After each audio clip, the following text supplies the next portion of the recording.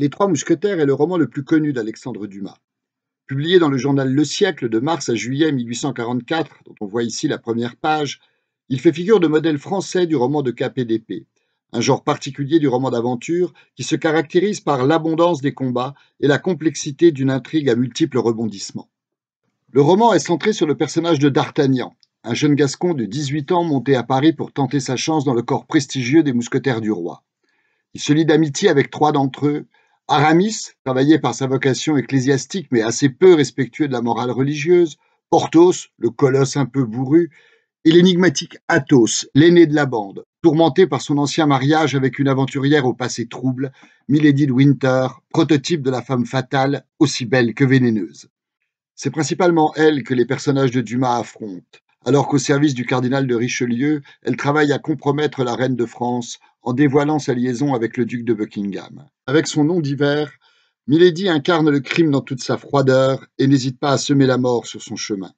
Au dénouement, les mousquetaires finissent par charger un bourreau de l'exécuter au cours d'une scène restée dans les mémoires.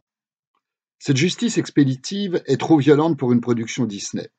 Passe encore dans les Marvel Illustrated, comme ici dans ce comic book de 2018 signé par Roy Thomas et Hugo Petrus.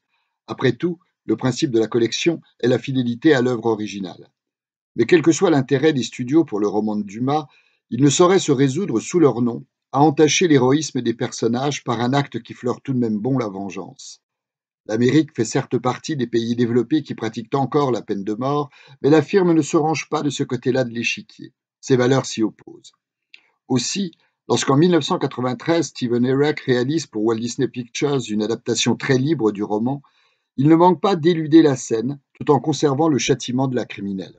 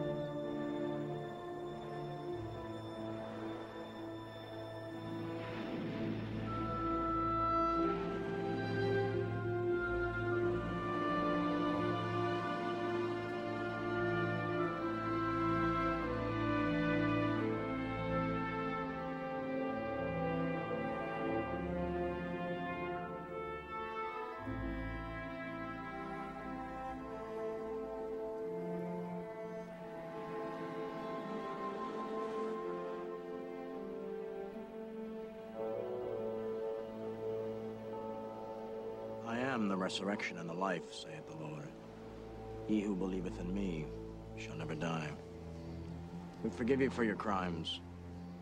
Die in peace.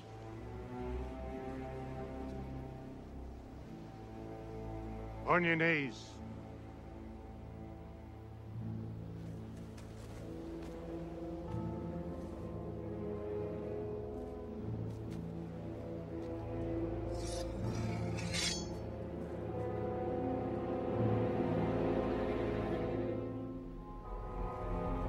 No! Oh, what is it? Sabine, forgive me, please. I do forgive you.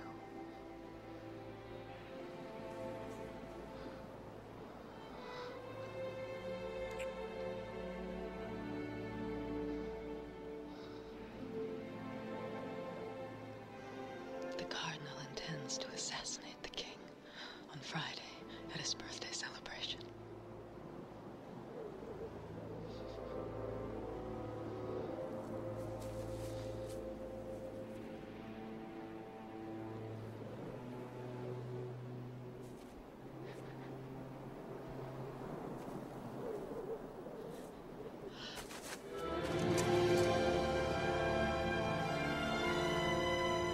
God's justice be done.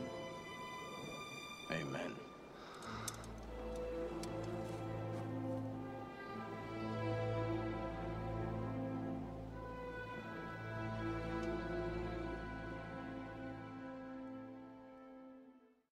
Le suicide épargne toute culpabilité aux mousquetaires. C'est la justice de Dieu qui se réalise, non celle imparfaite des hommes, comme le constate au final Aramis. Athos est pardonné.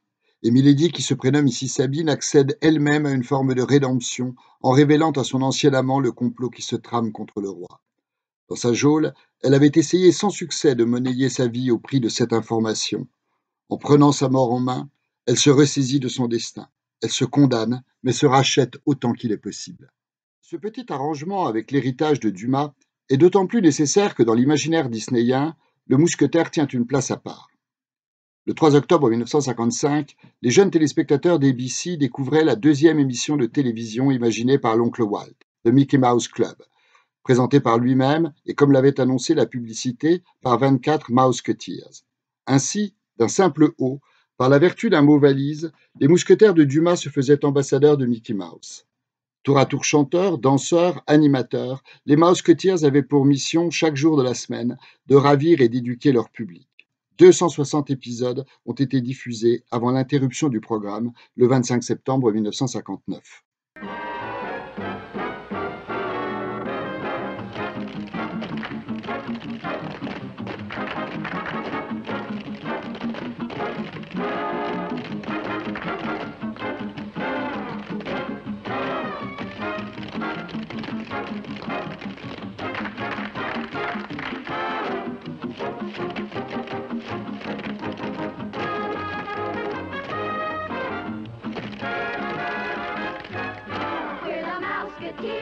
We want to say hello and give 3 cheers for all of you who see us every day.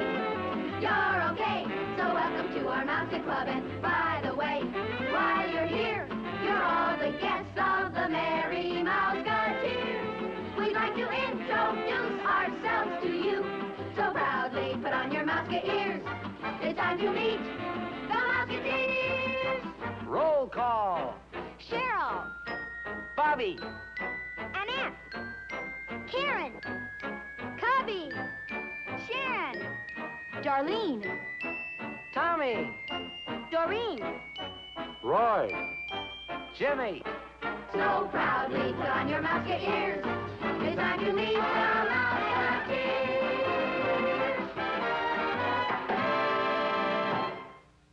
Par la suite, le Mickey Mouse Club est revenu de loin en loin sur les petits écrans, et la pépinière de talent a porté ses fruits, puisque Ryan Gosling, Britney Spears, Christina Aguilera ou encore Justin Timberlake ont débuté sous la bannière des Mouseketeers. Je vous laisse les identifier sur cette photo de 1992. Être mousquetaire chez Disney, c'est une affaire sérieuse. Le scénariste italien Guido Martina s'en amusait dès 1957 dans Topolino, en attribuant au canard des ancêtres mousquetaires. Les neveux de Donald tiennent dans cette histoire le rôle de Porthos, d'Athos et d'Aramis, servant sous les ordres de Scrooge McDuck à la place de Monsieur de Tréville chez Dumas, tandis que leur oncle fait un d'Artagnan burlesque, effrayé par son ombre dès la case inaugurale. Il ne s'en retrouve pas moins embarqué comme son modèle dans une périlleuse mission au service de la reine de France qui le conduit jusqu'à Londres, juché sur un cheval à vapeur inventé par Gyro Gearloss, ou plutôt son ancêtre. Martina s'inspire ici de l'affaire des ferrets de la reine, ces précieux diamants que le Gascon, chez Dumas, doit en hâte aller chercher auprès du duc de Buckingham pour qu'Anne d'Autriche puisse les arborer lors d'un bal et ainsi couper l'herbe sous le pied de Richelieu qui projette de révéler au roi qu'elle les a offerts à son amant. En guise de ferrets, ce sont ici les plumes d'autruche que Donald ramène et il n'est évidemment pas question d'adultère, tout juste de coquetterie, mais là aussi en vue d'un bal. La réécriture conserve la ligne directrice de l'un des épisodes majeurs du récit dumasien, comme un fil conducteur au long duquel enchaîner les gags. Le périple de Donald est ainsi entravé par Peg Leg Pete et les Beagle Boys, qui remplacent ici les hommes du cardinal et se font fort de lui subtiliser le précieux colis destiné à la reine. Les tristes sires n'ont aucune idée de ce qui les attend. Guido Martina simplifie les motivations de ses protagonistes, mais son récit conserve la dynamique de l'hypotexte dumasien et la logique épique de ses antagonismes. Il en conserve en somme le schéma narratif et l'esprit général. On a même droit à une scène de ripaille et d'ivresse qui rappelle directement la verve truculente d'Alexandre Dumas. Les trois mousquetaires offrent au scénariste un canevas général sur lequel il brode dans le respect du caractère impétueux et pusillanime de Donald. Le roman apparaît au sens propre comme un prétexte à dérouler une fois de plus, tout en le renouvelant, le programme habituel des infortunes du célèbre canard et de ses réactions. Le choix de ce parfait anti-héros pour incarner d'Artagnan ne relève pas de la parodie puisqu'il ne s'agit nullement de se moquer de Dumas. La seule cible ici, comme chaque fois qu'il est de la partie, c'est Donald lui-même. Le registre est clairement celui de la bouffonnerie. Guido Martina tire ainsi parti d'un personnage on ne peut plus américain pour l'ancrer dans la tradition esthétique du théâtre italien et nous donner à lire une sorte de comic bouffe. J'ose d'autant plus volontiers le jeu de mots que Guido Martina, à l'instar de Jacques Offenbach dans La Belle Hélène, l'un des meilleurs exemples d'opéra bouffe, se plaît à accumuler les anachronismes. Ici, un feu rouge à l'entrée de Paris. Là, une interdiction de stationner à la porte d'une auberge. Et pour finir, un pot rouge qui accompagne Scrooge de bout en bout. Reconnaissons que le rôle du milliardaire, inspiré du capitaine des mousquetaires, n'appelait guère ce genre de sidekick. Il s'avère pourtant essentiel. C'est lui, en effet, qui convainc pour finir les canards de gagner l'Amérique, au motif que les routes y sont pavées d'or.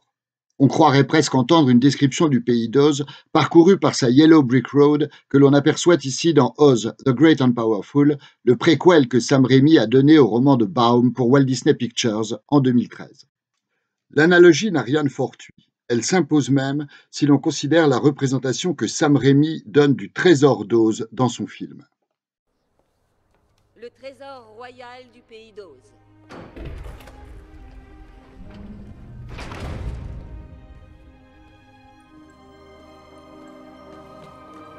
Il est la propriété du roi.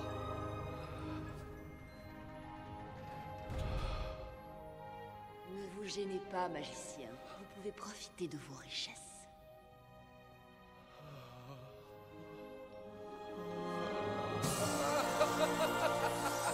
Tout cela est à moi! À moi! Oh, fini pour toi, les vieux compères râpés! Ce ne sera plus que de la soie et du satin! Ali Baba! Oh, il y a même comment appelle-t-on cette chose? Un calice. Un calice! J'ai toujours rêvé d'avoir un calice. Et aujourd'hui, j'en ai un, moi. Le doute n'est pas permis. Oscar Diggs, le héros de Sam Raimi, n'est autre que Scrooge McDuck, du moins son semblable, son frère, son double. À la fin de la BD de 1957, les canards s'embarquaient pleins d'espoir pour l'Amérique, fuyant de sombres perspectives s'ils s'éternisaient sur le sol français. 300 ans plus tard, écrivait Guido Martina, leurs descendants vécurent d'autres aventures dignes des Trois Mousquetaires. C'était pour lui un moyen de rattacher à la tradition dumasienne la veine picaresque de leurs prouesses drôlatiques. Dans le second épisode, j'approfondis le sens du rapprochement avec Oz et m'intéresse à une autre déclinaison disneyenne du récit de Dumas. À tout de suite.